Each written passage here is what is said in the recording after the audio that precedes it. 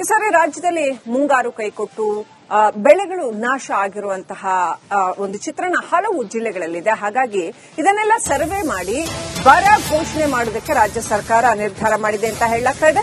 August 30ನೇ ತಾರೀಕು ಬರ ಅಂತ ಯಾವ್ಯಾವ ಜಿಲ್ಲೆಗಳಲ್ಲಿದೆ ನೋಡ್ಬಿಟ್ಟು ಅದನ್ನ ಘೋಷಣೆ ಮಾಡೋದಕ್ಕೆ ಸರ್ಕಾರ ನಿರ್ಧಾರ ಮಾಡಿದೆ. ಇನ್ನು ಇವತ್ತು ನಡೆಯೋ ಕ್ಯಾಬಿನೆಟ್ ಸಭೆಯಲ್ಲಿ ಈ ಕುರಿತಾದ ಅಂತಿಮ ತೀರ್ಮಾನ ಕೈಗೊಳ್ಳಲಾಗುತ್ತೆ ಅಂತ ಹೇಳಲಾಗ್ತಾ ಇದೆ. ಬರ ಅಧ್ಯಯನಕ್ಕೆ ಸಚಿವರ ತಂಡವನ್ನ ಸರ್ಕಾರ ನೇಮಕ ಮಾಡಿತ್ತು. ಸಚಿವರು ಹಾಗೆ ಡಿಸಿ ಅವರಿಂದ ಬರ ಅಧ್ಯಯನ ವರದಿ ತಯಾರಿ ಆಗ್ತಾ ಇದೆ ಅಂತ ಹೇಳಲಾಗ್ತಾ ಇದೆ.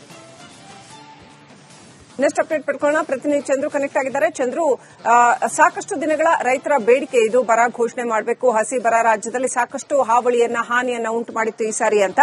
ಸೊ ಬರ ಘೋಷಣೆ ಆಗಿ ಅನಂತರ ಕೇಂದ್ರ ಪರಿಹಾರ ಬರುವಂತದ್ದು, ಇದೆಲ್ಲ ಎಷ್ಟು ದಿನ ಆಗಬಹುದು, ಸಾಧ್ಯ ಆಗತ್ತಾ? ಅತ್ಯಂತ ತುರ್ತಾಗಿ ಕೆಲಸ ಆಗ್ಬೇಕಲ್ವಾ ಈ ವಿಚಾರದಲ್ಲಿ? ಏನ್ ಅಪ್ಡೇಟ್ ಇದೆ?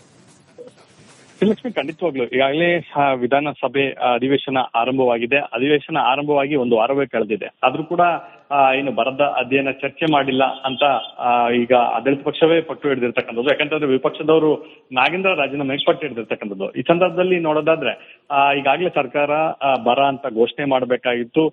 ಕೇವಲ ಘೋಷಣೆ ಮಾಡೋದಷ್ಟೇ ಅಲ್ಲ, ಎಲ್ಲಿ ಬರ ಇದೆ ಇದಕ್ಕೆ ಮೊದಲನೇ ಹಂತದ ಕಂತಿನ ಹಣವನ್ನ ರಾಜ್ಯ ಸರ್ಕಾರ ಬಿಡುಗಡೆ ಮಾಡಬೇಕು. ಆದ್ರೆ ಎಲ್ಲೊಂದ್ ಕಡೆ ಕೇಂದ್ರ ಸರ್ಕಾರಕ್ಕೆ ಪತ್ರವನ್ನ ಬರೆದು ಕಾಲವನ್ನ ತಳ್ತಾ ಇರ್ತಕ್ಕಂಥದ್ದು, ಇದು ನೇರವಾಗಿ ಎಲ್ಲೊಂದ್ ಕಡೆ ರಾಜ್ಯ ಸರ್ಕಾರ ನಿರ್ಲಕ್ಷ್ಯ. ಸೊ ಹೀಗಾಗಿ ಕೂಡಲೇ ಬರ ಅಂತ ಘೋಷಣೆ ಮಾಡಿ ನಾವು ಚರ್ಚೆಗೆ ಸಿದ್ಧ ಅಂತ ಈಗ ವಿಪಕ್ಷಗಳು ಪಟ್ಟು ಹಿಡಿದಿರ್ತಕ್ಕಂಥದ್ದು.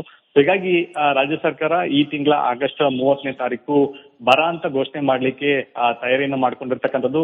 ಈಗಾಗಲೇ ಸಚಿವರ ನೇಮಕವಾದಂತ ಬಳಿಕ, ಅಂದ್ರೆ 2ನೇ ಹಂತದ ಸಚಿವರ ನೇಮಕ ಆದ ಬಳಿಕ ಇಡೀ ರಾಜ್ಯಕ್ಕೆ 30 ಜಿಲ್ಲೆಗಳಿಗೆ ಸಚಿವರನ್ನ ನೇಮಕ ಮಾಡಿ ಬರ ಅಧ್ಯಯನಕ್ಕೂ ಕೂಡ ಸೂಚನೆಯನ್ನ ಕೊಡಲಾಗಿತ್ತು. ಅದರಂತೆ ಸಚಿವರು ಸ್ಥಳಕ್ಕೆ ಕೆಲವೆಡೆ ತೆರಳಿ ಬರ ಅಧ್ಯಯನ ಮಾಡಿರ್ತಕ್ಕಂಥದ್ದು. ಬಹುತೇಕ ರಾಜ್ಯದಲ್ಲಿ ಎಲ್ಲಾ ಭಾಗದಲ್ಲೂ ಕೂಡ ಬರ ಇಲ್ಲ.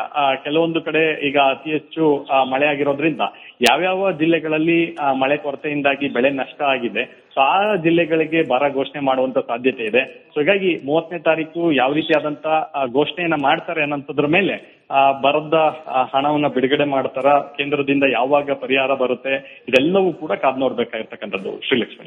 Right, thank you Chandra.